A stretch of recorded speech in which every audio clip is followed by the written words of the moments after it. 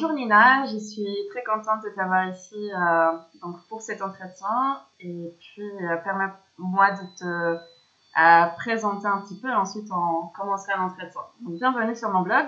Nina Cagnac, tu es praticienne d'hypnose de soins quantiques de Dolores Cannon et en anglais c'est je me suis entraînée Quantum Healing Hypnosis Technique, QHHT, et ensuite tu t'es formée à une autre technique d'hypnose d'introspection.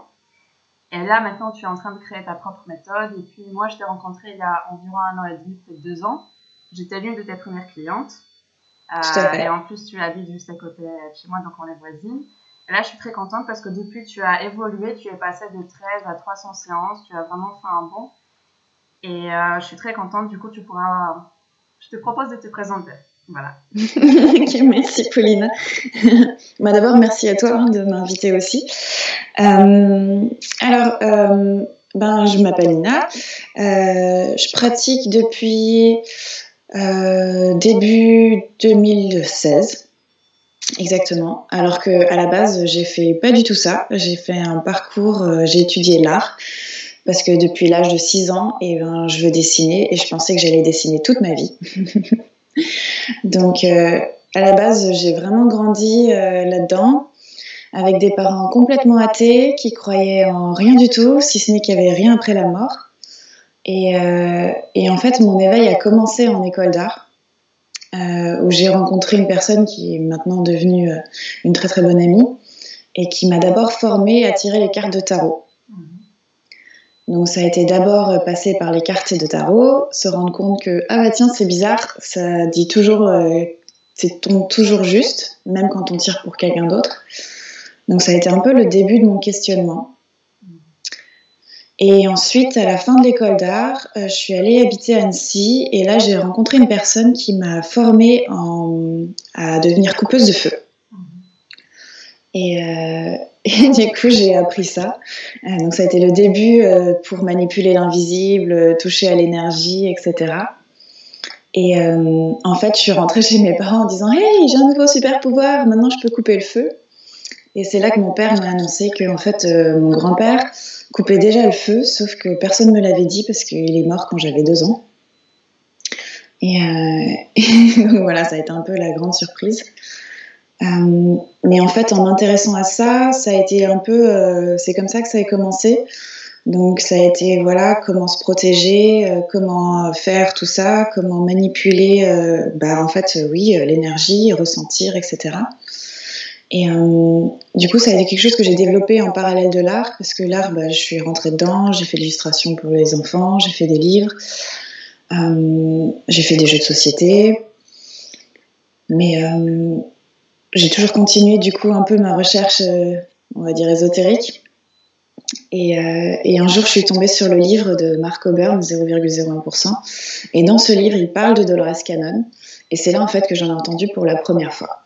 Et quand j'ai lu ce nom, je ne sais pas trop ce qui s'est passé. En tout cas, je me suis mise à la rechercher sur Internet et regarder, en fait, me retrouver à regarder des heures et des heures de vidéos d'elle.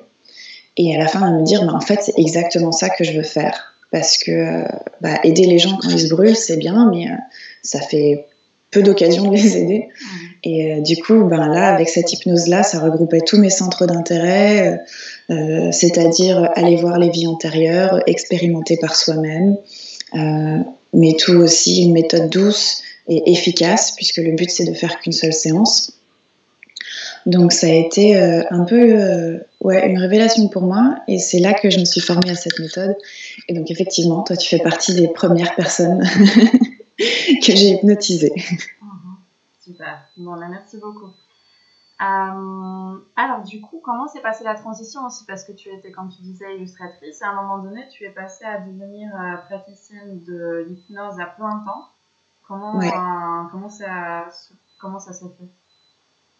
Le plus simplement du monde. Le plus simplement du monde parce que je pense en fait que quand on est sur le bon chemin, tout est fluide. Et pour moi, c'est exactement ce qui s'est passé. C'est-à-dire que je suis venue à Paris parce que je travaillais dans une agence de pub. Donc j'avais un boulot en plein temps, j'ai commencé à faire de l'hypnose que le week-end. Et en fait, très très rapidement, je me suis retrouvée à être bookée 3 mois à l'avance et à devoir faire un choix parce que ça devenait un peu trop. Surtout que du coup, j'avais 3 métiers entre l'agence, l'illustration le soir, l'hypnose le week-end, ça faisait beaucoup. Et du coup, j'ai décidé d'arrêter de travailler dans l'agence alors que c'était quand même aussi un boulot qui me plaisait. Mais voilà, en fait, quand les choses se passent comme ça, j'ai tendance à suivre le courant. Et du coup, voilà, ça a été très rapide et maintenant, ça fait 1 année que je suis à plein temps et sans aucun regret. Et c'est vraiment super. Parfait, bravo, hein. C'est super. C'est beau aussi de voir la transformation. C'était assez rapide, je pense que c'était 2 ans et 1 an et demi en fait. Ouais, en fait, ça a été très très rapide. Vraiment, on va dire en 1 année, tout s'est mis en place, quoi. Chapeau. Alors en fait, est-ce que tu peux parler un peu plus de la méthode elle-même? Donc, hypnose de soins quantiques, comment ça fonctionne, comment ça marche, est-ce qu'il y a des restrictions, est-ce que c'est pour tout le monde? Alors, tout le monde est hypnotisable. Ça, là-dessus, il n'y a aucune restriction, puisque c'est un état naturel par lequel on passe déjà plusieurs fois par jour. Donc, il y a absolument tout le monde peut y aller. Bien évidemment, on peut hypnotiser personne contre son gré. Donc, on a besoin que les gens veuillent bien venir à nous. Il y a quelques restrictions. C'est-à-dire que comme c'est une méthode un peu particulière où on va dans les vies antérieures, etc., on évite de faire ça sur les mineurs. Parce que c'est compliqué après pour eux comment intégrer les vies antérieures en eux, même si on peut dire que c'est des métaphores. Voilà, donc mineurs, c'est vraiment... normalement, on ne fait pas, sauf si vraiment il y a un gros souci. On ne fait pas sur les sourds, pour la simple raison que ça passe par la voix. Alors, à quelques exceptions près, parce que j'ai déjà fait des séances sur des malentendants qui avaient des appareils où je pouvais me brancher à leur appareil, donc voilà, ça dépend. Et on ne fait pas sur les personnes qui ont des problèmes de personnalité multiple, pour la simple raison que c'est compliqué pour eux de faire la différence entre le réel et l'irréel et que ça peut poser des problèmes. Donc effectivement, cela on ne fait pas. Et après, tous les cas du genre Alzheimer, ou du moins dans un état tellement avancé qu'on n'arrive pas à garder leur attention pendant 2 heures. Parce que l'hypnose dure quand même 2 heures, et j'ai besoin que les personnes restent avec moi pendant ce temps-là. Mais sinon, il n'y a aucune autre restriction que de bien vouloir aller explorer au fond de soi, quoi. Super. Et la séance elle-même, en fait, parce que ça dure quand même entre 5 à 6 heures, je crois, en tout. Quelles sont les étapes et comment ça se passe? Oui, alors le temps varie selon les praticiens, on va dire, je pense. Chez moi, les séances sont à peu près, effectivement, j'en ai à peu près pour 6 heures, 5-6 heures, ça dépend. Déjà, la personne arrive, on commence par un entretien, parce que c'est là où on établit la confiance entre elle et moi, puisque la confiance, c'est très important pour cette séance-là. Donc, on va discuter de ce que la personne est venue chercher. Je demande aux personnes de préparer une liste de questions avant. Ces listes de questions me permettent juste de savoir ce que les personnes veulent aller explorer, ce qu'ils veulent pas aller explorer. J'ai même certaines personnes qui arrivent juste avec des listes de thèmes, voire pas de liste du tout. Donc voilà. Donc on discute de ça, quels sont leurs questionnements actuels. Je leur parle de comment va se passer la séance. Et quand tout le monde est bien et qu'on est prêt à passer à l'hypnose, on va passer à l'hypnose. Après la séance d'hypnose, le temps pour moi varie. Chez moi, ça fait je passe entre 2 et 3 heures en séance d'hypnose, selon les personnes, selon ce qu'il y a besoin d'aller voir. Grosso modo, la première partie, on active le cerveau droit, tout ce qui est créatif, imaginaire. Donc, pour cette méthode-là, on commence par donner une image, un concept, une idée, un concept, excusez-moi, et la personne voit une image, et au bout d'un moment, ça s'inverse, c'est-à-dire que l'image arrive d'abord, et ensuite on comprend où on est. Parce que l'état d'hypnose, c'est jamais ce qu'on pense, mais vraiment jamais. C'est vraiment un état où on peut être complètement lucide et être encore capable de réfléchir. Par contre, on ne contrôle pas les images qui viennent. En fait, c'est surtout ça. C'est un peu comme si je mettais la personne dans une salle de cinéma et qu'il y avait un film qui se projetait sur l'écran, qu'elle n'a pas choisi, que j'ai pas choisi, puisque c'est la partie d'elle qui a toutes les réponses, qui a choisi ce qu'elle allait voir.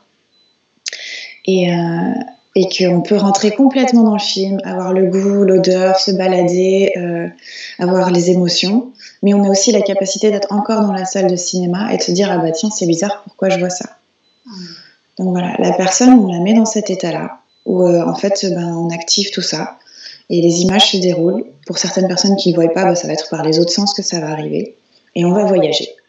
Et la première partie, selon la problématique principale de la personne, soit on va dans le passé de sa vie actuelle, soit on va dans d'autres vies, soit on va dans l'au-delà, soit on va aller sur d'autres planètes et d'autres galaxies. Voilà. Donc ça, c'est juste la première partie où on va aller explorer ce qui se passe, parce que nous, on part du principe dans cette méthode d'hypnose-là que chaque problème, que ce soit émotionnel ou physique, a une cause. Et donc, on va aller chercher la cause. Et notre cerveau est un super ordinateur. Il suffit de lui demander et il va y aller. Donc cette partie-là, voilà, c'est voyage. Et la deuxième partie de la séance d'hypnose, c'est un dialogue avec cette partie de soi qui a toutes les réponses. Alors Dolores l'appelle le subconscient à l'époque parce qu'elle ne savait pas comment l'appeler. Moi, personnellement, je préfère utiliser le terme de moi profond parce que voilà, c'est une partie de nous qui est aussi rattachée à là-haut, à toutes les connaissances et qui a accès à tout. Donc on va rentrer en dialogue avec le moi profond. Et le moi profond, là, ça va être la connexion au cœur, puisqu'on ne va plus utiliser le cerveau droit, ça va être par là que ça rentre. Et on va utiliser justement cette connexion au moi profond pour aller explorer les questions de la personne, ce qu'elle veut savoir. Et on va aussi utiliser ce moment-là pour demander au moi profond de scanner tout le corps de la personne. Et c'est à ce moment-là que s'il y a des blocages, s'il y a des peurs, s'il y a des problèmes physiques, c'est à ce moment-là qu'on va faire la partie soin. C'est le moi profond qui fait cette partie-là, donc voilà. Mais grosso modo, voilà, c'est une partie voyage, une partie dialogue, sachant que ça, c'est une séance classique, qu'à l'heure actuelle, j'ai de moins en moins de séances classiques, et donc que les deux parties peuvent se mélanger. Quoi qu'il en soit, c'est vraiment un travail de collaboration avec le moi profond.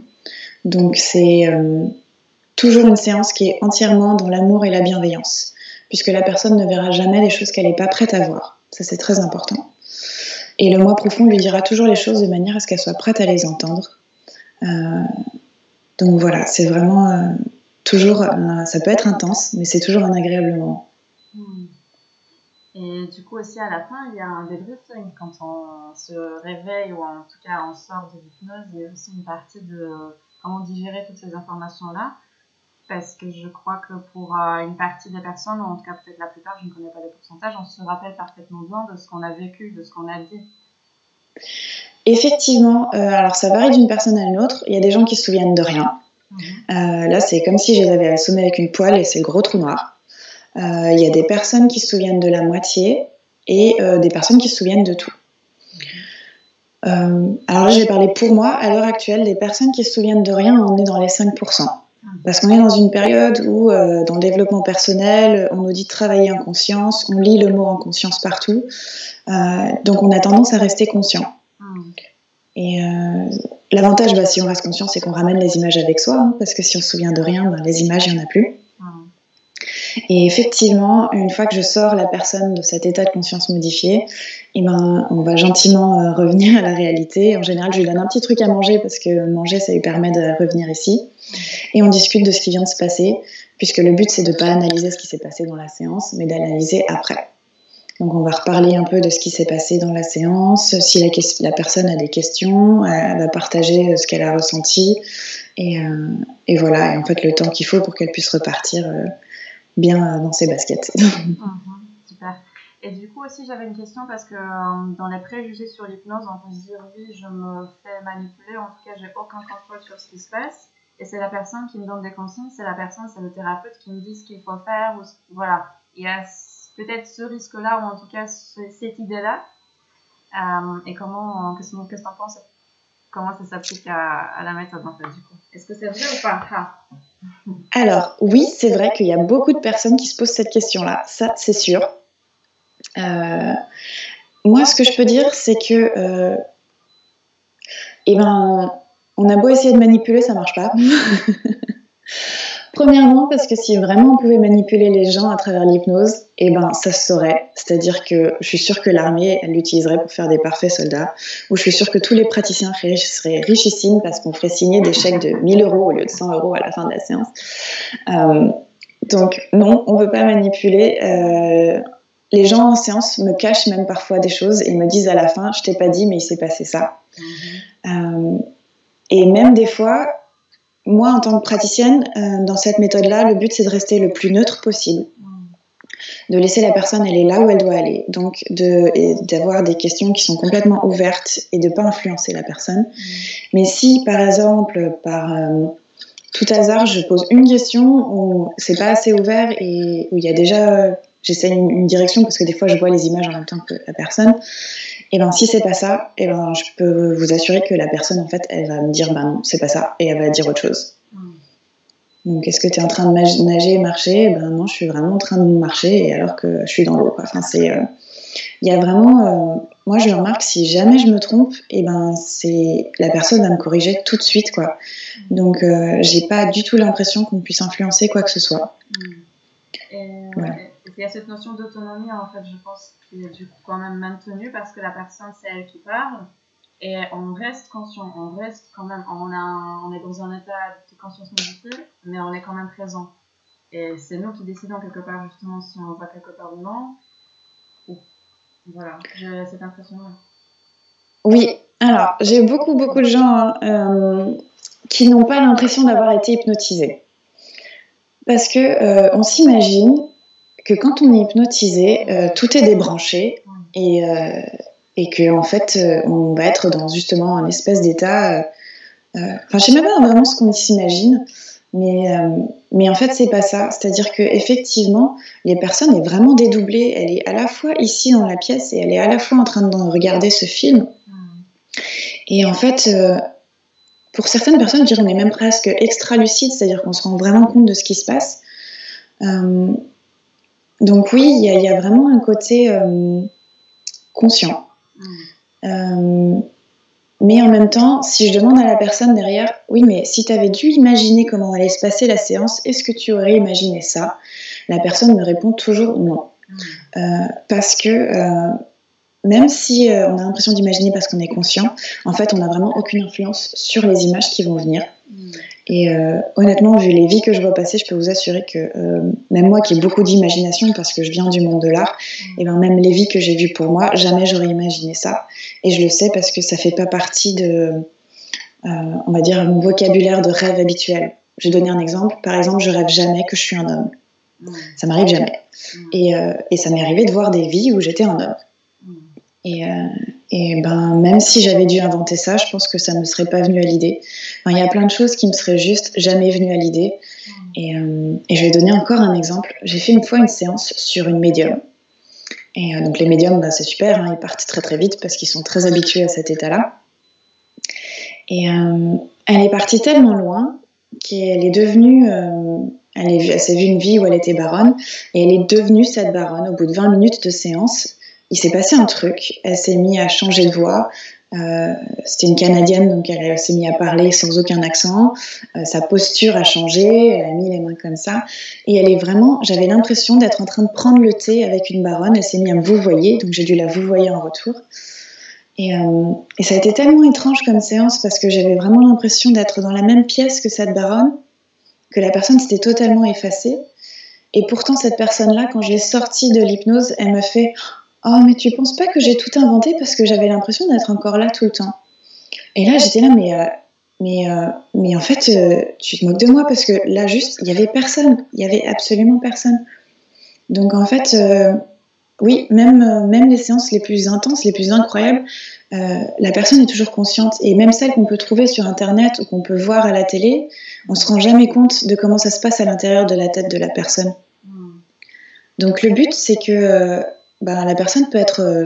j'ai beaucoup de gens qui se disent « Oui, mais je suis trop dans le mental, je vais jamais réussir à lâcher prise. » C'est pas un problème, c'est jamais un problème. Le mental, il a le droit d'être là, il a le droit de commenter. Le but, c'est qu'effectivement, on analyse à la fin. Et le but, c'est que la personne, pendant toute la séance, me dise toujours la première chose qui lui vient à l'esprit. Parce que la première chose, c'est l'intuition et que c'est déjà notre connexion au quotidien avec la partie de nous qui a toutes les réponses. Et plus la personne me dit la première pensée, sans me dire la deuxième, la troisième, plus on court-circuite le mental. Donc même si au début, ça peut être un peu pédaler dans la semoule, c'est pas grave. En fait, au bout d'un moment, on lâche et le mental, il lâche parce qu'on est toujours en train de dire la première chose. Et plus on est spontané, plus les gens répondent du tac au tac et mieux ça se passe. Ok, donc faire confiance et lâcher prise en fait. Ensuite, c'est ça, quelque part les clés pour que ça se passe bien, qu'on en profite en fait pour soi aussi. Et surtout, je dirais, ne pas le prendre trop au sérieux. C'est-à-dire que vaut mieux voir une séance comme un jeu et qu'on va jouer un jeu que d'avoir des attentes et se dire mais je vais ressortir de là complètement transformée, etc. Parce que de toute façon, oui, vous allez ressortir de là différent, mais c'est pas Dr Jekyll et Mr Hyde, quoi. C'est-à-dire que le genre de séance que je fais, ça se digère, vraiment ça se digère, quoi.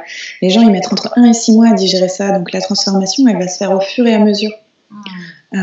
Donc oui, le but c'est de... Vraiment, je pense que la clé, c'est de poser l'intention que ça va bien fonctionner, parce que l'intention, c'est ce qu'il y a de plus puissant.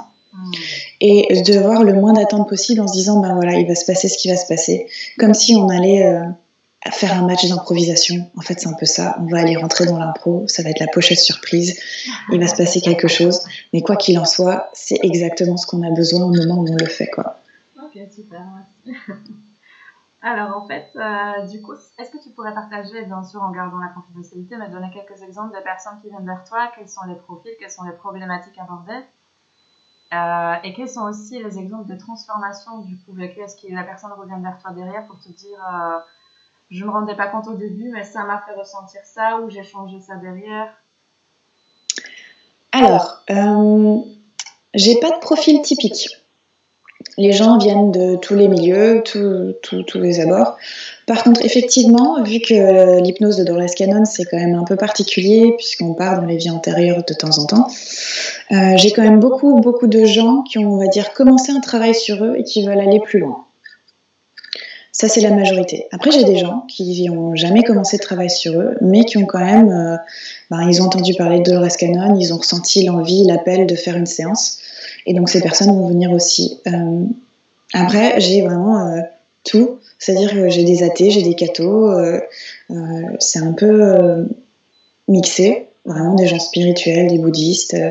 Peu importe, en fait, la religion, ça n'a pas d'importance. D'ailleurs, peu importe de croire dans les vies antérieures, ça n'a pas d'importance non plus, puisque même si on ne croit pas dans les vies antérieures, on peut se dire que l'histoire qu'on a vue, c'est une magnifique métaphore qui répond parfaitement à notre problématique actuelle. Et le cerveau ne faisant pas la différence entre la réalité et l'imaginaire, le travail sera fait quand même. Donc oui, c'est très varié, ça va de...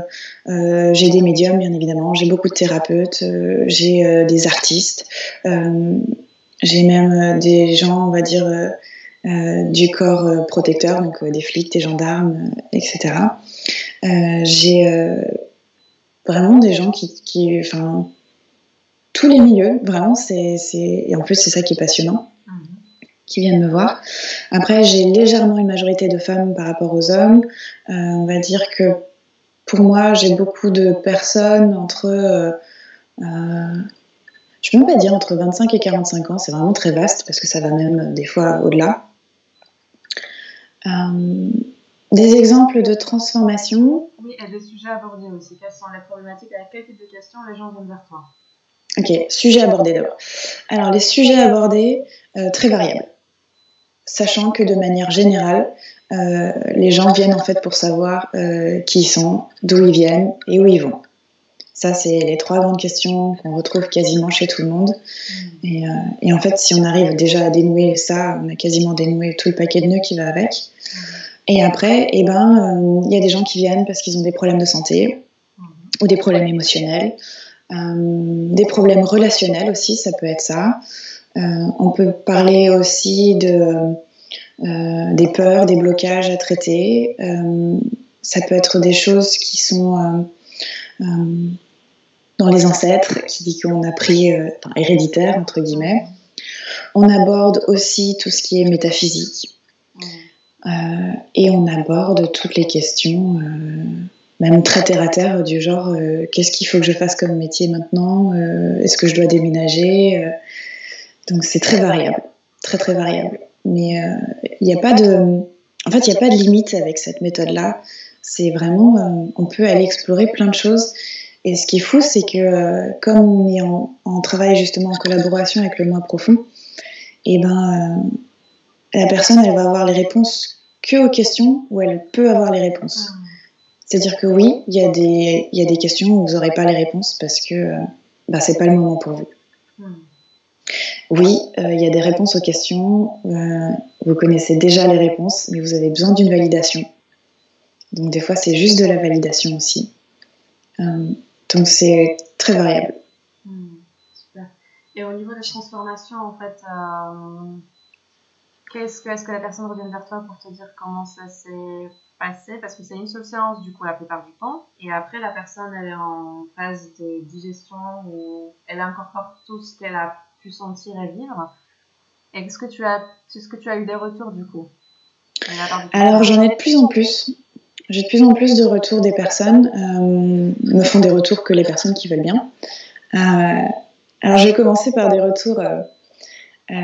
c'est drôle parce qu'une fois, j'ai fait une séance sur une personne et elle a essayé de m'appeler le lendemain, sauf que j'étais en séance, donc elle est tombée sur mon répondeur pour me dire Nina, écoute, je crois que ça n'a vraiment pas marché. J'ai mal à la tête, je suis fatiguée, je suis pas bien. Voilà. Et j'ai pas pu la rappeler tout de suite parce que j'ai fini tard, etc. Donc au final, le temps que j'ai du temps qui se dégage pour elle, je la rappelle et il est 3 jours, c'est 3 jours après la séance. Et elle me dit, ah mais Nina, mais en fait j'allais te rappeler, en fait tout va bien. Elle fait, c'est fou, le lendemain j'avais l'impression comme si j'avais la gueule de bois, de pas être bien du tout.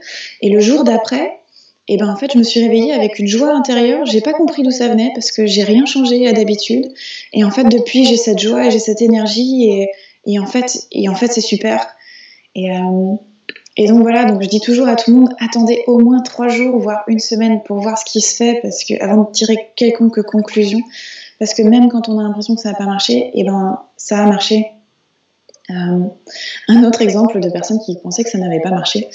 Alors ça c'est mon dernier témoignage et qui est juste incroyable, et je sais que la personne est ok pour que je partage. J'ai fait une séance sur quelqu'un qui était persuadée à la fin de la séance qu'elle avait tout inventé, que ça n'avait pas fonctionné non plus. Donc moi j'ai beau lui dire, bah oui, mais non, mais ça a très bien marché, attends un peu de voir. Elle est sortie de la séance, elle est allée manger avec son mari, ses enfants, elle s'était pas bien, elle est retournée se coucher au lieu de manger. Elle a quand même dormi quasiment, je crois, 12 heures d'affilée, si je ne me trompe pas. Et le lendemain, elle est allée à la plage et elle a pleuré toutes les larmes de son corps, persuadée que la séance n'avait pas marché. Et en fait, ce qui s'est passé dans les 15 jours qui ont suivi la séance, c'est que cette personne, elle est passée de la taille 44 en vêtements, c'était une femme, à 36 en 15 jours. C'est-à-dire qu'elle a littéralement dégonflé, parce qu'en plus c'est ça le plus incroyable, c'est qu'elle n'a pas perdu 1 kilo. Donc elle a perdu des tailles de vêtements sans perdre 1 kilo. Donc elle a juste... toute la dépression, toute la tristesse qu'elle avait en elle a dû partir quand elle a pleuré. Et ça s'est littéralement vu sur son corps, quoi. Sans parler après des changements qu'il y a eu à l'intérieur d'elle-même, puisque forcément, quand on change tout ça, on est plus libre, on est plus joyeux, on retrouve qui on est en fait. Et voilà, donc oui, j'ai envie de dire aux gens, même si vous avez l'impression que ça n'a pas fonctionné, attendez au moins une semaine, quoi. Parce que oui, ces séances-là se digèrent, c'est comme si on déconstruisait les fondations et que vous allez reconstruire derrière, et donc ayez la patience de reconstruire comme il faut. Après, j'ai des gens, j'adorerais prendre des photos d'eux quand ils arrivent et quand ils repartent, parce que c'est pas la même énergie qui se dégage d'eux, et ils sont beaucoup plus calmes en général. Des fois, même un peu, alors j'ai envie de dire un peu stone, parce qu'ils sont pas dragos, mais ils sont un peu dans les vapes. Mais oui, des gens qui viennent dépressifs et qui ressortent de là avec le grand sourire, en fait, je me rends compte à quel point ça change des choses pour eux, parce que la plupart des gens ont juste envie de me prendre dans les bras à la fin de la séance, et d'ailleurs je le fais avec plaisir, mais il y a quelque chose qui se passe et c'est profond parce que c'est les personnes qui vont voir eux-mêmes, c'est eux qui l'expérimentent. C'est une chose d'aller voir une voyante qui t'a dit que tu as eu une vie au Moyen-Âge et que tu as été tué par un tel, c'est une autre chose que de l'expérimenter soi-même. Et donc là, quand on l'expérimente soi-même, le corps imprègne tout ça et ça travaille sur le corps en même temps. Et c'est profond. Et la personne se dit elle-même en plus ce qu'elle doit changer dans sa vie ou ce qui ne va pas, etc. Ce qui a aussi toujours plus d'impact que si quelqu'un d'autre nous disait ça. Donc j'ai vraiment eu des magnifiques séances où les gens, ne serait-ce qu'ils sont venus, ils ont mal au genou, ils finissent la séance, ils n'ont plus mal au genou. J'avais l'exemple aussi de quelqu'un qui est venu, qui avait du diabète, et il avait un appareil qui mesurait le diabète en temps réel, et on a pu voir qu'après au moment où on a commencé la séance, son taux de diabète a chuté, et il est resté stable pendant toute la séance d'hypnose, tout en sortant, et en tout cas les 2 mois qui ont suivi la séance. Donc il y a vraiment des trucs qu'on n'explique pas, mais qui se passent. Super, merci beaucoup. Ça donne envie, oui, c'est beau. Alors tu me parlais en fait de l'évolution des sujets abordés et maintenant apparemment c'est de plus en plus ce que tu me disais, c'est moins le travail sur les vies antérieures, c'est plus sur le moment présent et la reconnexion à soi et peut-être à son corps aussi du coup. Voilà, je te laisse développer. Ouais, tout à fait. Alors ce que je décris déjà au début, la séance classique, première partie en voyage, deuxième partie en dialogue, effectivement, à l'heure actuelle, j'ai de moins en moins ça. Alors, il faut bien comprendre que chaque praticien attire les personnes qu'il doit attirer. Donc, il y a vraiment eu une évolution. Ça fait 2 ans et demi que je pratique. Il y a une évolution. Je vais donner un exemple. Quand moi, j'étais en transition de boulot, j'avais que des gens qui étaient en transition de boulot. Donc, je pense qu'il y a quelque part aussi un effet miroir ou quelque chose comme ça. En tout cas, moi, je remarque dans mes séances qu'à l'heure actuelle, les gens n'ont plus forcément besoin d'aller reconnecter avec des vies antérieures. Alors certes, oui, des fois c'est nécessaire et on y va. Mais j'ai aussi des séances où c'est ce que moi j'appelle des reconnexions. C'est-à-dire qu'on va vraiment aller voir d'où la personne elle vient. Et ça peut être très varié. Et ça peut être effectivement aller sur une autre planète, reconnecter à qui on est. Mais ça peut être se retrouver entouré de ses guides et faire une séance où on fait que parler à ses guides et qu'est-ce que je peux donner encore comme exemple? Ou juste reconnecter avec... J'ai des personnes, voilà, je vais dire un exemple. J'ai des personnes, en hypnose, ils reçoivent tout un savoir qu'ils n'avaient pas avant. Par exemple, des gens, on leur dit dans l'hypnose, maintenant, il faut que tu soignes. Il faut que tu soignes avec tes mains, il faut que tu soignes avec les pierres. Et on va leur montrer toute la méthode, du début à la fin. Et donc, c'est vraiment des reconnexions importantes. Ou alors, ça va être beaucoup faire du pardon. Pardon, à qui est-ce qu'on doit se pardonner, etc. Pour se retrouver soi, pour récupérer la confiance en soi, pour récupérer essentiellement la force. La force, c'est très important. Se retrouver à comprendre que, premièrement, on n'est jamais seul. Deuxièmement, ça sert à rien d'essayer de tout expliquer, puisque les choses se passent exactement comme elles doivent se passer. Et surtout qu'on a une sacrée force intérieure. Et donc quand j'appelle ça les reconnexions à soi, il y a certaines personnes, c'est juste comprendre qu'ils ont une lumière en soi et voir cette lumière prendre de la place dans leur corps et reconnecter à cette lumière. Parce que j'ai un exemple, j'ai eu une personne qui est venue et elle avait peur de tout, beaucoup de choses. Donc on a travaillé toutes ces peurs, on a libéré tous ces blocages et en fait, elle s'est rendue compte pendant la séance qu'elle avait peur que si elle lâche ses peurs, elle soit vide. Et en fait, non, on n'est jamais vide. Si on se débarrasse de nos bagages, on n'est plus léger. On n'est pas vide, on est juste plus léger. Et donc quand on est plus léger, on a plus de lumière. Et après, elle a ressenti, une fois qu'elle s'est débarrassée de ses peurs, elle a vraiment ressenti la lumière qui l'envahissait de partout, et elle s'est sentie irradiée, etc. Et ça a été un des plus beaux moments pour elle. Et donc c'est ça que j'appelle des reconnexions, c'est-à-dire reconnecter à son propre pouvoir et à qui on est. Et ça, c'est clairement une transformation que je vois dans les séances à l'heure actuelle. Donc c'est pour ça que je dis, même si les gens ne croient pas à la réincarnation, c'est pas grave, parce qu'on peut travailler plein de choses avec cette méthode-là. Surtout que je mélange ça maintenant avec... moi j'ai appris effectivement l'hypnose à introspection d'Aurelio Meia, où on travaille vraiment le pardon, etc. Et donc c'est vraiment reconnecter à l'enfant intérieur, se débarrasser des choses dont on n'a plus besoin, quoi. Parce qu'on a souvent plus peur de notre propre lumière que de notre part d'ombre. On la connaît, la part d'ombre, on en a l'habitude, mais on n'a pas forcément l'habitude d'être dans la lumière et d'être dans tout ça. D'accord, donc se reconnecter à son moi profond, à sa lumière et puis à sa mission de vie aussi. Du coup, ça donne plus de clés sur pourquoi je suis là, quelle est ma mission, quelle est ma vocation, ma place en fait aussi.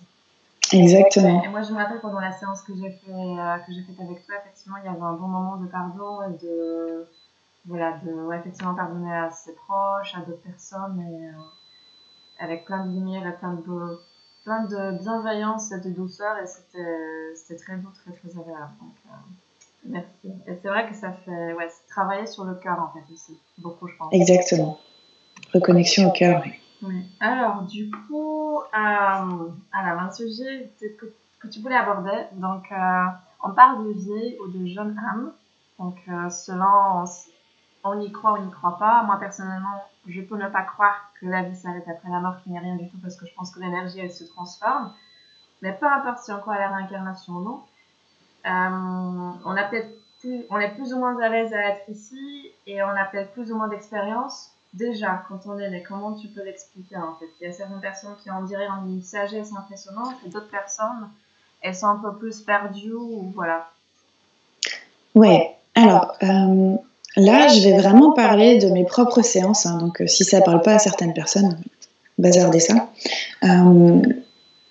Moi, j'ai du mal avec le concept de jeunes et vieilles âmes, pour la simple raison que je pense que quand on vient sur Terre, c'est une école. Et Dolores Cannon le dit, la Terre, c'est une des écoles les plus dures qui existent. Et donc je pense que c'est comme à l'école, il y a des bons, il y a des mauvais élèves, et on ne peut pas tricher. Et donc je pense qu'il y a des gens qui vont apprendre ce qu'ils doivent apprendre, on va dire en 3000 vies. Et les élèves moyens, ils vont apprendre ça en 300 vies, et les bons élèves, ils vont apprendre ça en 10 vies ou 30 vies.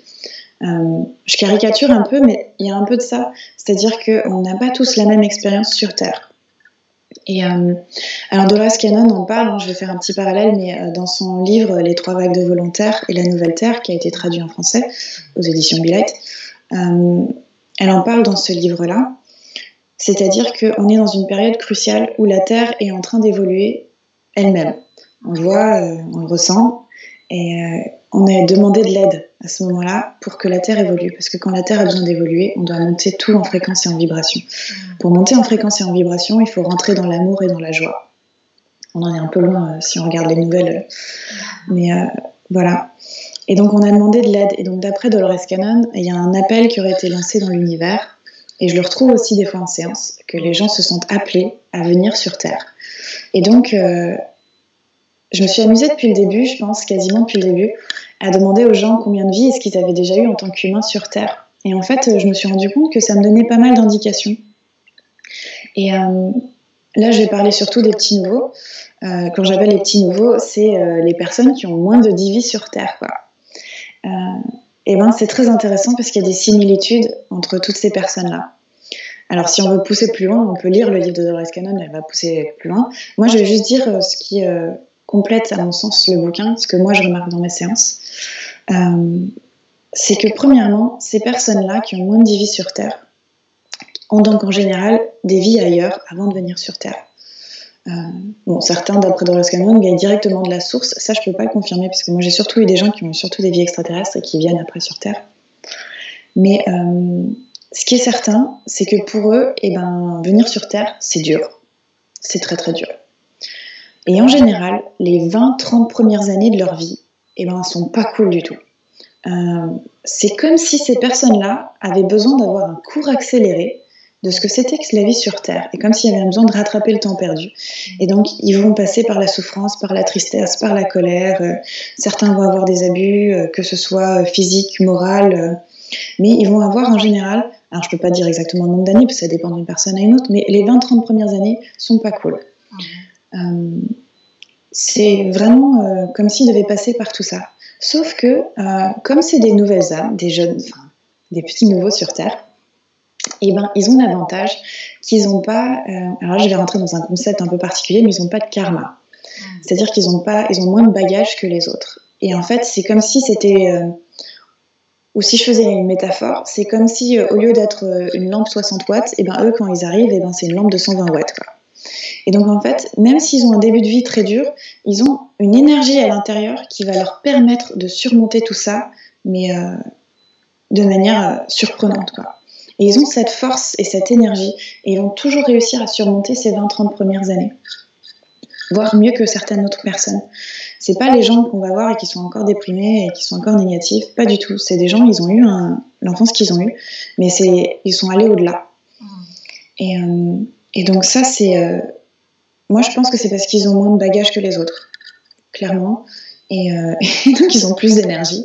Et en plus, sans parler que comme ils viennent d'ailleurs, en général, ils vibrent souvent... alors, j'ai pas envie de dire plus haut pour les maîtres supérieurs, c'est pas ça. C'est juste qu'ils ont...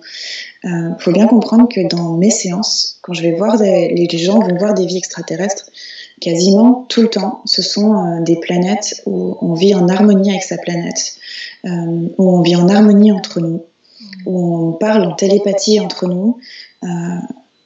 C'est pas une question d'évolution technologique, mais c'est juste une question de, oui, je fais attention à où je vis, avec qui je suis, et donc arriver sur Terre où on vient expérimenter le libre arbitre, et c'est dur. C'est dur, il n'y a pas tout ça. Il n'y a pas tout ça. Donc comme il n'y a pas la télépathie, par exemple, et parce que la plupart de ce que moi j'ai pu voir des races extraterrestres discutent en télépathie, et la communication sur Terre, c'est dur. C'est très dur. Ces nouvelles âmes, ces tout petits jeunes là, en général, ils ont beaucoup, beaucoup de mal à comprendre le mensonge et la trahison. Parce que oui, si on imagine qu'on parle en télépathie ailleurs, mentir, c'est pas possible. Et donc, arriver sur une planète où les gens peuvent mentir, c'est très, très perturbant. Donc, en général, ils ont une intolérance... ça les perturbe, quoi. C'est comment comprendre le mensonge, comprendre la trahison, comprendre que tu dis quelque chose, mais que tu penses autre chose. Très compliqué. Arriver aussi à mettre en mots tout ce qui se passe dans la tête, pour certaines personnes, ça peut être aussi compliqué. Donc voilà, au niveau de la communication. Ce que je remarque aussi, c'est que souvent, les petits nouveaux ont des problèmes avec la nourriture. Non mais ça c'est très très rigolo. C'est-à-dire que c'est des gens qui peuvent ne pas manger pendant 3 jours et le 4e devenir boulimique. Il faut bien comprendre que sur Internet, on répertorie peut-être 10 races extraterrestres, d'après ce que les gens racontent, etc. Moi, dans mes séances, je les ai quasiment jamais, ces races-là. C'est-à-dire qu'il y en existe une multitude. Je sais que Nassim Haramein parle du nombre de planètes similaires à la Terre qui existent dans l'univers. C'est colossal. Donc, il existe plein d'espèces. Mais la plupart ne mangent pas, c'est-à-dire qu'ils se nourrissent d'énergie. Ils ont réussi à trouver, comme nous on peut avoir sur Terre des gens qui sont praniques, ont compris qu'on pouvait se nourrir d'énergie, ou alors ils se nourrissent de trucs, c'est un peu comme la nourriture de l'espace, quoi. Ça n'a pas beaucoup de goût, mais c'est très fort en nutriments, ça t'apporte tout ce que tu veux. Et donc en fait, arriver sur Terre où on découvre toutes les saveurs, qu'il faut tirer son énergie de la nourriture, c'est très très compliqué pour eux d'apprendre ça. Alors, la plupart réussissent à appréhender tout ça, mais c'est quand ils deviennent adultes, voire un peu plus tard. Donc, ou alors, ça donne des personnes qui vont manger des trucs parce que leur corps leur dit de manger ça, et ils vont manger ça, et ça peut paraître bizarre pour les autres, alors qu'en fait, ils sont juste plus à l'écoute de leur corps. Donc, ouais, très très drôle. C'est des personnes aussi qui, en général, n'aiment pas les règles. Parce que quand on vit en communauté et qu'on vit en harmonie, il y a moins de règles que sur Terre. On n'essaye pas de mettre tout dans des lois, des cadres, etc. Et comprennent beaucoup plus vite que nous qu'en fait les règles sont là pour juste pour qu'on les détourne en fait, et qu'on les utilise, mais voilà. Donc c'est en général, ouais, ils n'aiment pas les règles. Qu'est-ce que je peux dire encore ? C'est la personne qui ne respecte pas la loi ou autre chose, c'est plus une attitude en fait. Oui, effectivement, ça n'a rien à voir avec respecter la loi. Parce que c'est juste pas comme ça. On dirait que c'est des bandits, des gangsters, tu vois. Non, pas des gangsters. C'est juste qu'ils n'aiment pas qu'on leur dise quoi faire et comment le faire. Ils sont indépendants dans leur tête, en fait. Quelque part, ils préfèrent faire leur choix d'une manière autonome, c'est ça. Ouais, là j'allais dire, je le vois même dans les jeunes qui arrivent là maintenant, il y en a plein qui montent leur start-up et qui créent leur propre système d'entreprise parce qu'ils sont plus d'accord avec le système actuel, quoi. Donc c'est par ça que je veux dire, ils aiment pas les règles, c'est-à-dire que eh ben, ça va être la génération qui est en train d'arriver, c'est une sacrée génération et qui est en train de mettre des sacrés changements en place. Alors il y en a à tous les âges, hein. Je parle surtout parce que là je le vois dans ceux qui sont en train d'arriver. Mais ouais, il y a ça. Ça arrive aussi que ce soit des personnes qui à l'enfance n'aient pas l'impression que leur famille c'est vraiment leur famille. J'entends souvent dans les gens qui viennent me voir, quand j'étais petite, je disais à mes parents que je voulais rentrer chez moi alors que j'étais chez moi, où je passais des heures à regarder le ciel, où j'avais l'impression que mes parents c'était pas mes parents, que j'avais été adoptée. Ça aussi, ça arrive très souvent chez les gens qui ont moins de vie sur Terre, parce que même si, en fait, en arrivant sur Terre, ils jouent le jeu comme tout le monde d'oublier leur vie, et il y a quand même encore une partie d'eux qui se souvient que c'est pas chez eux, quoi. C'est pas chez eux. Ce qui peut créer des dépressions, des tristesses chez ces personnes-là. Un sentiment d'isolement ou un sentiment de différence par rapport aux autres, en fait. Et tu sais, quand je t'écoute, en fait, parce que c'est super intéressant, et en même temps, il y a une partie de moi qui me dit non, c'est pas possible, même si l'univers est gigantesque, il est infini et tout, et voilà, c'est tout à fait possible qu'il y ait d'autres planètes, pourquoi pas. Mais après, on peut aussi le prendre comme une métaphore, je pense tout à fait, et peut-être ça, en fait, c'est comme un dialogue à l'intérieur de soi avec sa conscience, c'est se dire, je me sens différent, et il y a comme un décalage entre moi, ce que j'ai envie de mettre en place, et ce que je vis, ce que je suis, et le monde actuel, ce qui se passe à l'extérieur de moi, la réalité que je vis. Et effectivement, il y a peut-être ça peut être aussi ça, je sais pas, je suis en train de mettre les mots sur ce que j'entends, tu vois. Mais ouais, les deux sont possibles. On sait pas, les deux versions sont possibles. Ouais, alors moi, je suis arrivée dans la zone du pourquoi pas. Faut bien comprendre que je viens de deux familles athées, hein, donc pour moi les extraterrestres, avant que je fasse de l'hypnose, c'était peut-être oui il y a de la vie ailleurs, mais ça restait quelque chose d'abstrait, quoi. Tout ce que je peux dire, c'est que depuis que je pratique, je pense qu'absolument toutes tes croyances ont été maltraitées et que donc j'ai fini par arriver dans cette zone de ok, ce que je vois en séance, quelqu'un me dit par exemple qu'il se voit comme un yéti sur une planète. Et je crois peut-être pas au Yeti, mais comme je suis dans cet espace de non-jugement pendant la séance, et je me dis oui, pourquoi pas.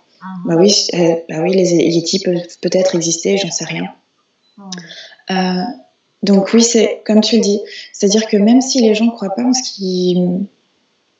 aux extraterrestres, parce que j'ai eu des gens qui croient pas aux extraterrestres et qui se sont vus en extraterrestres, même si on croit pas à tout ça, comme tu le dis, on peut le voir comme une belle histoire. Ce qui est quand même fou, c'est que, même si on ne croit pas à ce qu'on a vu dans la séance d'hypnose, on a quand même cet apaisement parce qu'on comprend qu'il y a une raison de pourquoi on est comme ça. Que ce soit vrai ou pas, au final, que ce soit imaginaire ou pas, au final, on s'en fout. Moi, j'ai eu quelqu'un, ça faisait partie de mes premières séances, qui m'a dit « je me sens différent des autres depuis que je suis petit ». Et dans sa séance, il a reçu le message que c'était un ange incarné sur Terre.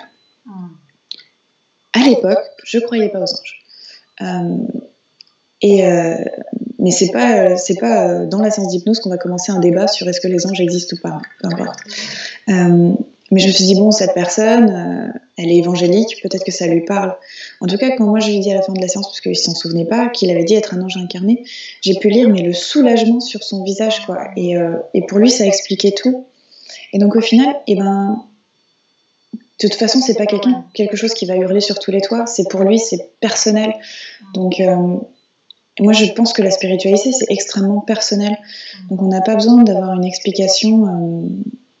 On n'a pas besoin de se justifier auprès des autres. Si nous, ça nous parle, tant mieux. Et si ça te parle pas, laisse tomber, quoi. En tout cas, c'est une reconnexion à soi et à sa nature, effectivement. Donc, en image, en ressenti, oui. Ouais, tout ce que je peux dire, c'est que le corps ne ment pas. Donc tout ce que la personne va ressentir, que ce soit émotionnel ou que ce soit au niveau des sensations physiques pendant la séance, le cerveau ne peut pas falsifier ça. Il est déjà en réaction avec l'histoire qui est en train de se passer. Oui, le mental. Donc même si...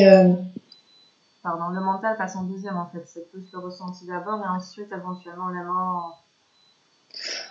Ouais, en fait, si je dois expliquer, le cerveau est composé à 12% de parties conscientes et à 88% d'inconscient.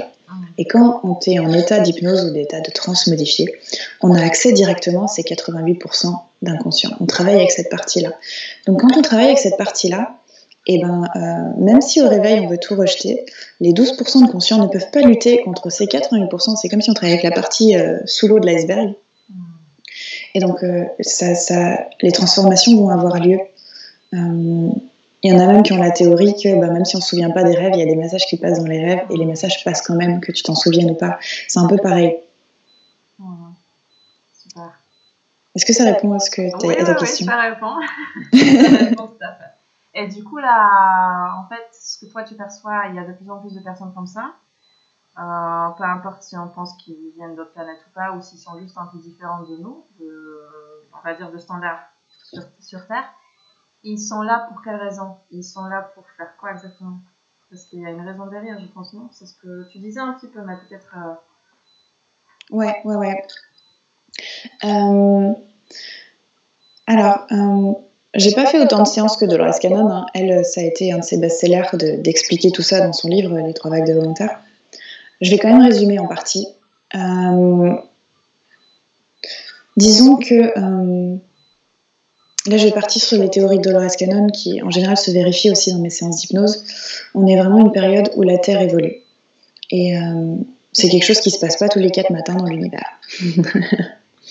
Et il faut imaginer que tout est lié.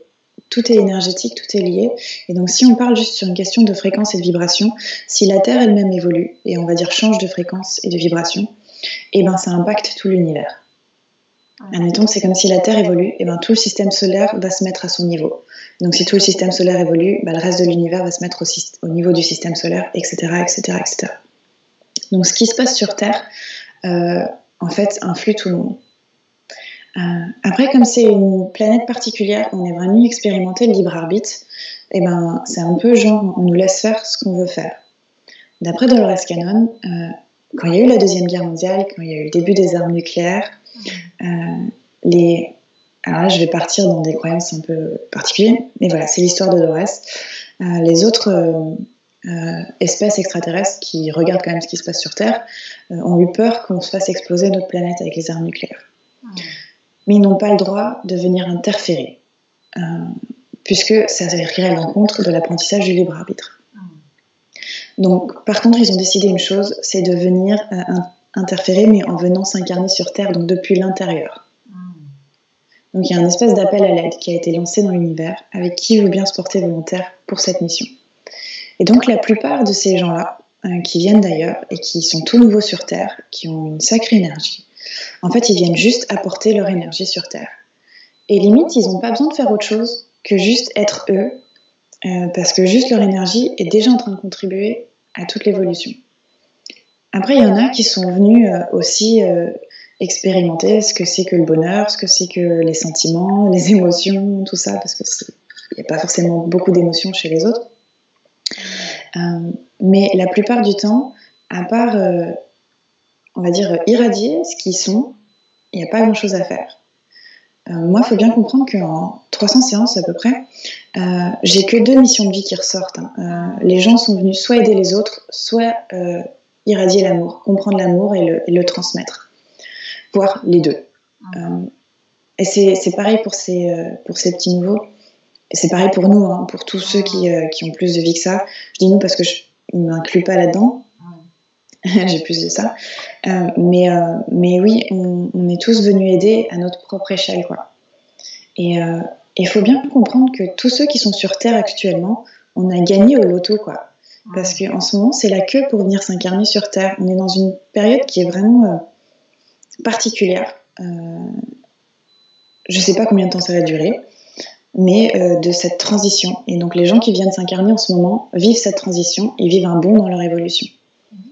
Donc je sais que ce que je vais dire ne parle pas à tout le monde, mais voilà, c'est pas grave, c'est comme Dolores Cannon l'explique aussi. Et donc oui, ils sont juste venus apporter, on va dire, leur fréquence, leur vibration, et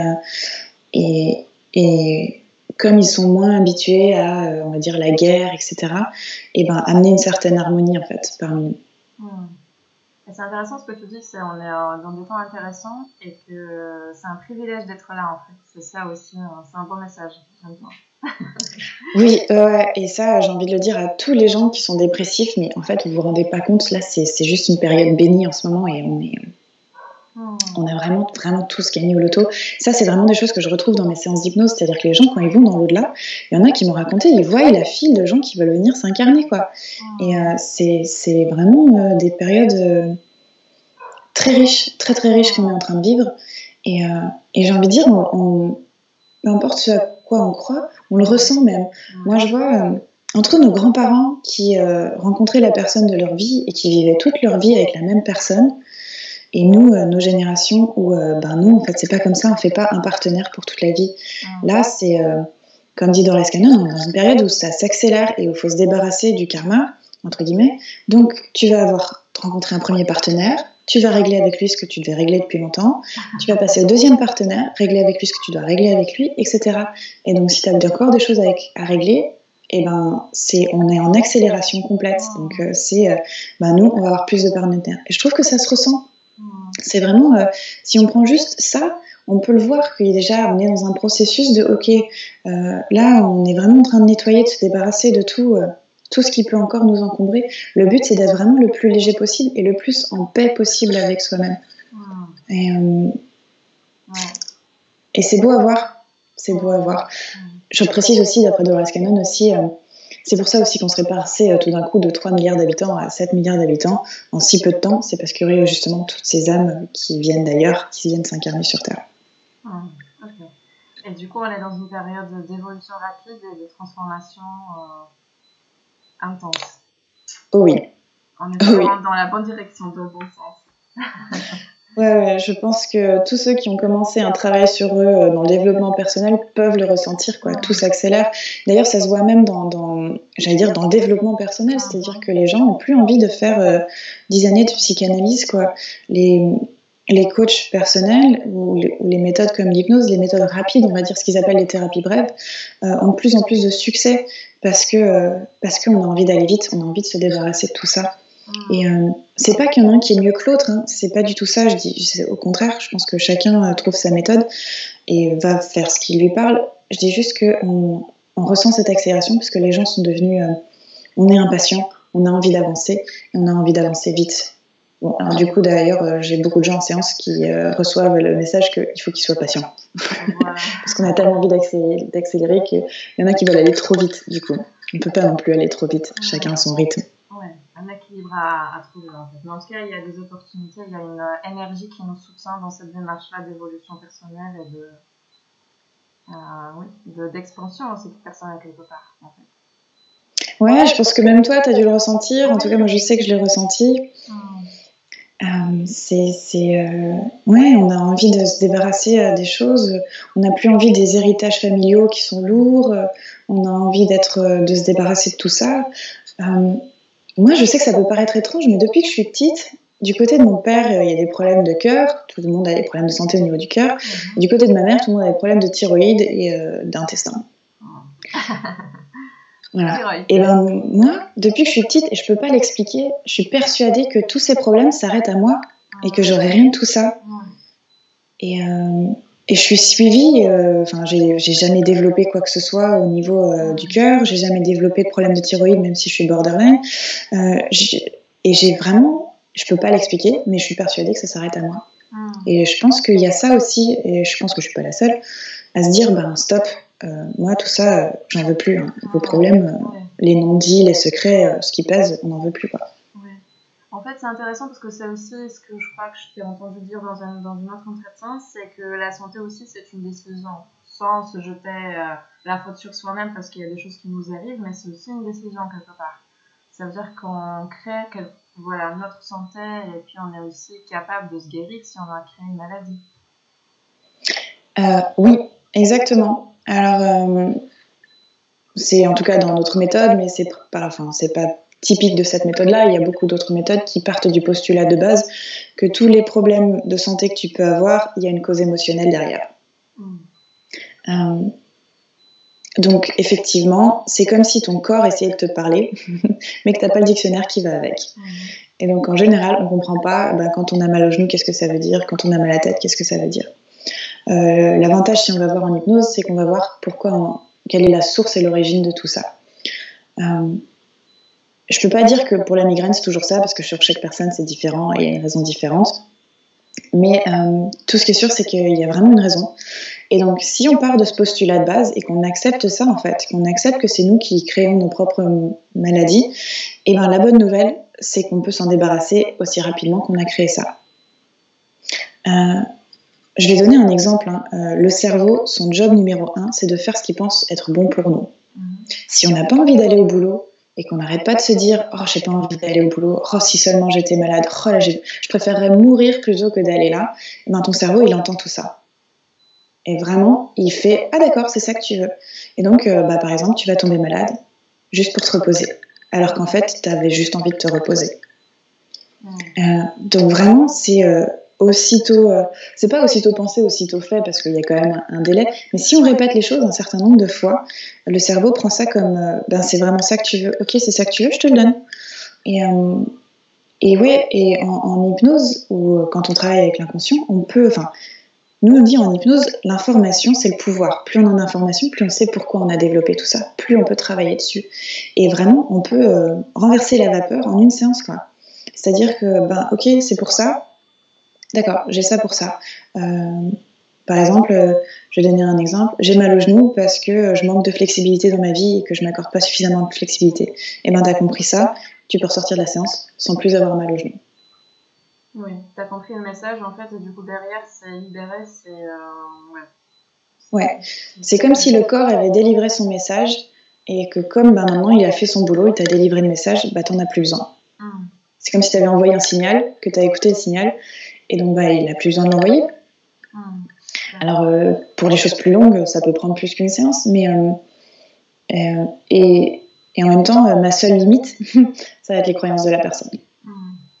C'est-à-dire que nos propres limites, c'est juste ce à quoi on croit. Si on ne croit pas qu'en une séance, on peut guérir, ça ne va pas être le cas. Mais si on arrive dans ce que moi j'appelle cette zone du pourquoi pas, et qu'on accepte que tout est possible pendant cette séance, on peut avoir des résultats monumentaux. Moi, ça m'est pas arrivé, mais Dolores Cannon, elle a eu des gens qui ont réussi à faire repousser des bouts d'os ou à dissoudre des bouts de métal dans leur corps, sans parler des gens qui sont débarrassés de leur cancer, etc. Mais ce que je veux dire, c'est qu'on sous-estime largement le pouvoir de l'esprit sur le corps. Et en fait, quand on récupère ce pouvoir-là, c'est fantastique. Mais on peut le récupérer que si on accepte qu'on n'est pas victime de tout ça. C'est-à-dire que si on pense qu'on subit tout ça, on ne va pas pouvoir agir dessus. Mais si on comprend qu'on est acteur dans tout ça et qu'on est responsable d'une bonne partie de tout ça, on peut travailler dessus. Super. Donc, il y a d'autres questions qui viennent, mais en même temps, je me dis que ce serait bien de clôturer bientôt. Mais j'ai encore une autre question je pense qu'on a discuté récemment et c'est quelque chose qui qui est présent pour moi ces derniers temps. Parce que j'ai envie de faire un travail sur moi, j'ai envie d'évoluer. Je pense qu'on en a tous envie. Et est-ce que c'est, selon toi, parce qu'en plus tu disais, oui, maintenant, dans les temps d'aujourd'hui, c'est plus difficile de rester avec la même personne toute sa vie. Moi, j'ai envie d'y croire, malgré tout ça. Et du coup, ma question, c'est comment être en relation et faire un travail sur soi en parallèle.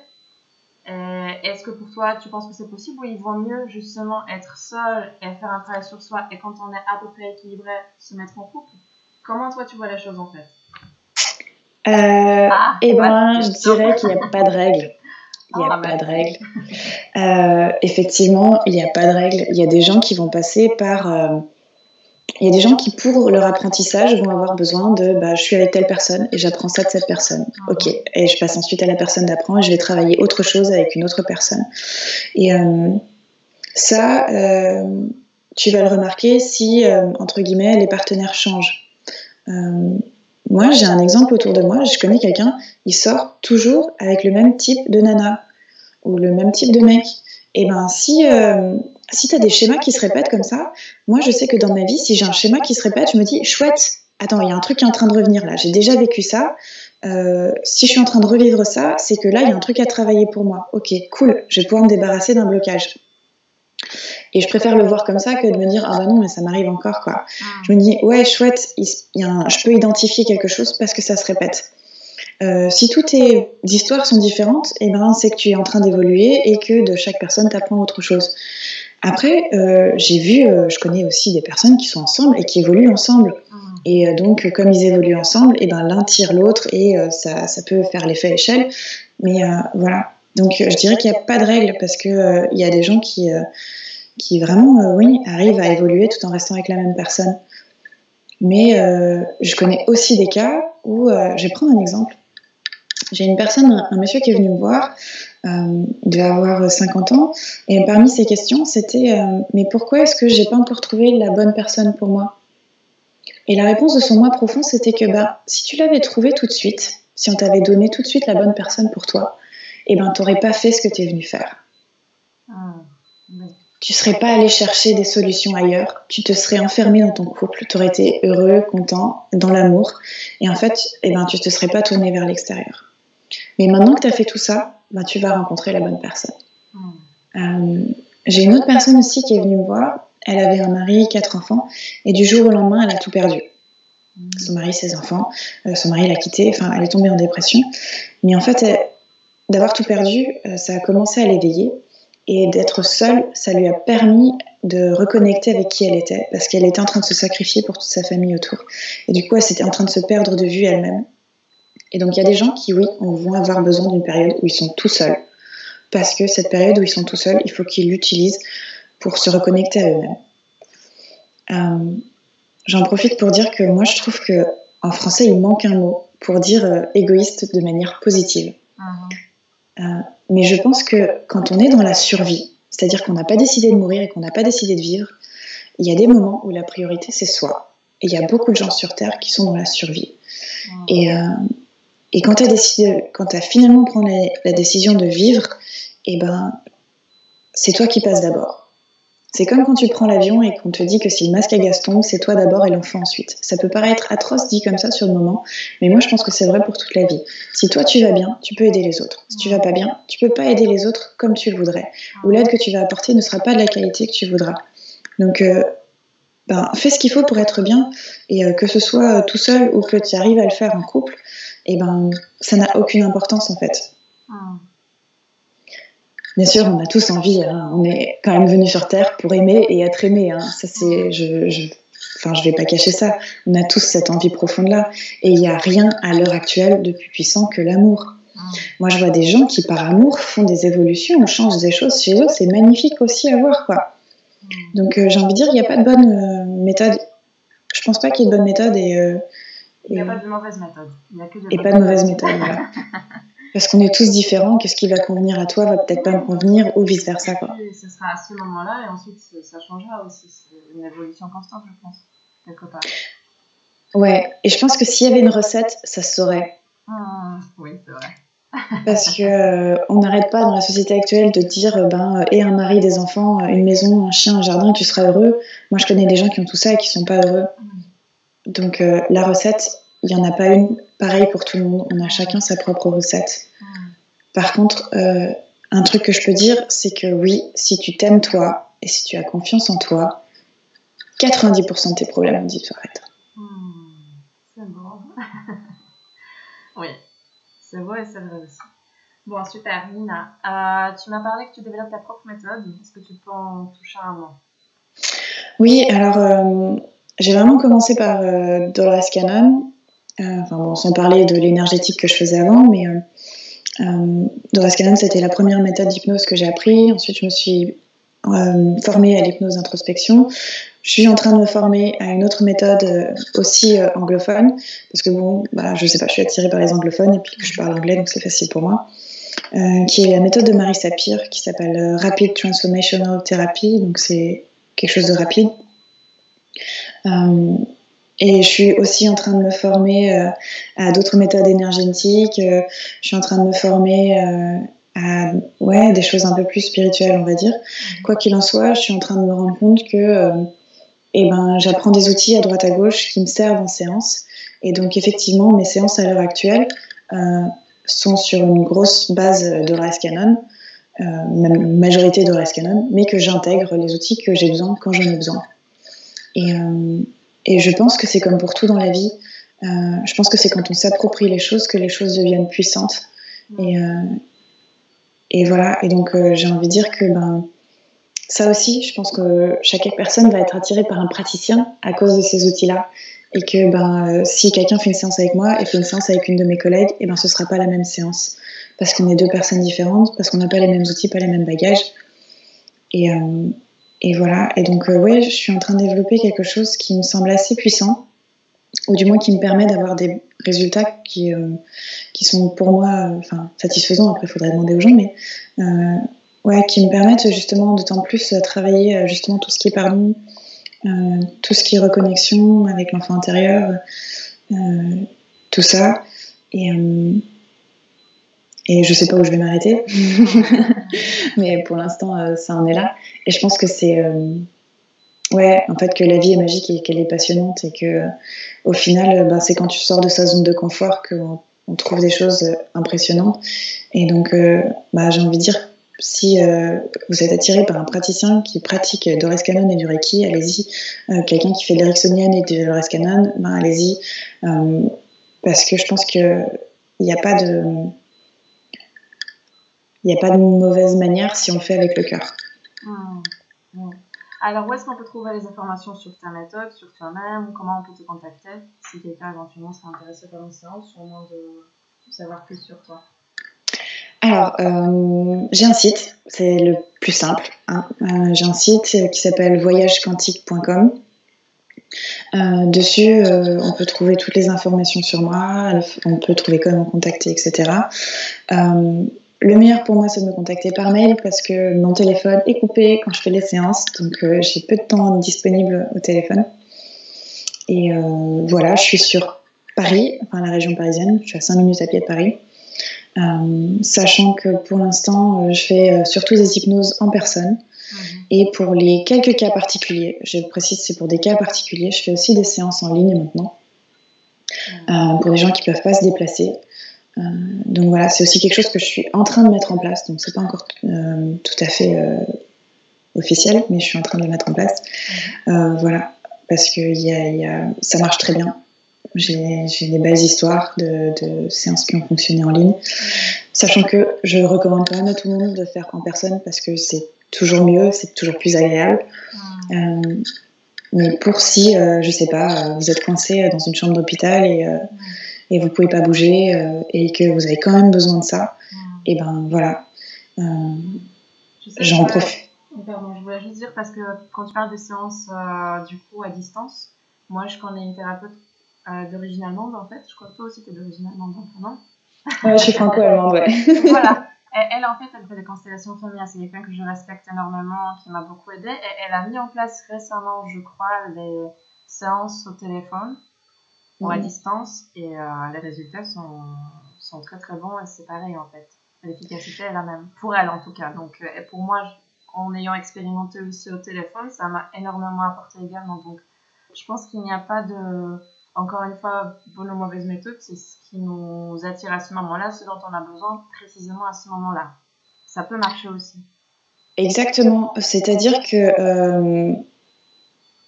j'ai perdu ce que je voulais dire. C'est pas grave, ça va revenir. Oui, c'est ça. C'est que l'hypnose, ça passe par la voix. Donc, c'est pas le pendule, ça passe par la voix. Donc... moi, j'ai juste besoin de pouvoir voir la personne sur un écran et de pouvoir lui parler, qu'elle m'entend bien, qu'elle ait un casque avec un micro. Alors, je sais que Dolores Cannon disait qu'elle faisait pas de séance à distance. C'était niette parce qu'elle avait eu trop de problèmes de coupure, etc. Alors, je pense qu'effectivement, c'est pas fait pour tout le monde. Je pense qu'il y a des praticiens qui vont pratiquer à distance, d'autres pas. Et je pense qu'on reçoit les messages que si c'est bon ou pas de le faire à distance. Moi, je sais que je me suis retrouvée dans une position où j'avais quelqu'un qui insistait pour que je le fasse à distance et que j'ai eu tous les signes que c'était bon. Je précise que j'utilise pas Skype pour ça, j'utilise Zoom parce que Zoom est beaucoup plus stable et que ça a l'avantage que ça se reconnecte automatiquement au bout de 30 secondes si jamais on perd la connexion. Donc pour moi, il y a moyen de mettre des sécurités en place, d'avoir le numéro de téléphone d'une personne qui est dans la maison, d'avoir tout ça. Donc si vraiment c'est nécessaire, ben oui, moi j'ai envie de dire, on est dans une période où les gens ont besoin d'être aidés et on n'est pas là pour perdre du temps entre guillemets. Même si le but c'est pas non plus de sauver le monde, hein. Personne peut sauver le monde, hein. Si on sauve une personne c'est déjà bien, si on se sauve soi c'est tant mieux. Mais oui, je pense qu'il n'y a pas de mal de faire à distance. Alors à distance, par contre, effectivement, c'est ma méthode que je fais. D'accord, super. Donc dernier peut-être moi, est-ce que tu as un message à passer à ceux qui nous voient, ceux qui nous regardent? Est-ce qu'il y a un dernier mot que tu aurais envie de partager? Ouais. Et on en parlait au début. En fait, c'est lié à ma citation qui est sur mon site. C'est que moi, je pense que toutes les peurs sont des illusions. Je pense qu'on est vraiment dans une période où il faut transformer ces peurs en quelque chose, soit la paix, soit l'amour, soit la joie. Mais je pense qu'il existe deux peurs, celle qui nous aide à survivre et qui nous fait fuir quand on est en danger. Mais je pense que toutes les autres peurs, c'est juste quand on sort de notre zone de confort, on a ces peurs qui arrivent.